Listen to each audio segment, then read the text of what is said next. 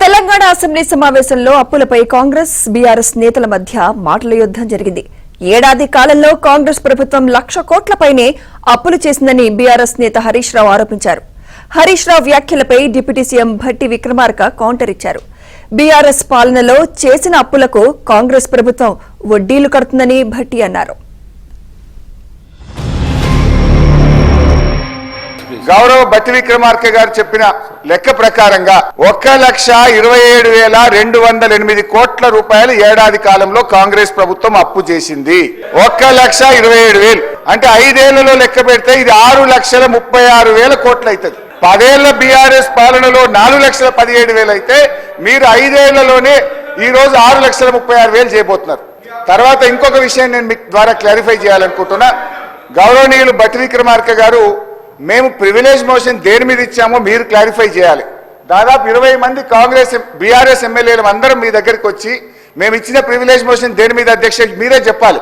వారేదో నేను మధ్యలో మాట్లాడిన దాని మీద ప్రివిలేజ్ మోషన్ ఇచ్చినామని సభను తప్పుదో పట్టించే ప్రయత్నం చేసినారు. మేము ప్రివిలేజ్ మోషన్ ఇచ్చింది వాస్తవ అప్పులు 4,17 అయితే 7 లక్షల కోట్లు అని చెప్పి వీళ్ళు సభను తప్పుదో పట్టించారు. పోయిన బడ్జెట్ స్పీచ్ లో తప్పుడు ఫిగర్ చెప్పారని చెప్పి గౌరవ ఉప ముఖ్యమంత్రి గారి మీద మీకు ప్రివిలేజ్ మోషన్ ఇచ్చాం. నేను 1,00,000 కోట్లు మేము చేయలేదు అధ్యక్ష. మళ్ళీ ఒకసారి చెప్తా ఉన్నాను క్లియర్ గా 52,000 కోట్లు మాత్రమే ఈ ప్రభుత్వం అప్పు చేసింది. దాంట్లో 66,000 కోట్లు వీరు చేసిన అప్పు వడ్డీ కట్టడానికే తీర్చాము అధ్యక్ష. బిల్లులు ఎవరు పెండింగ్ పెట్టిపోయారు అధ్యక్ష? ఒకటా రెండా అధ్యక్ష?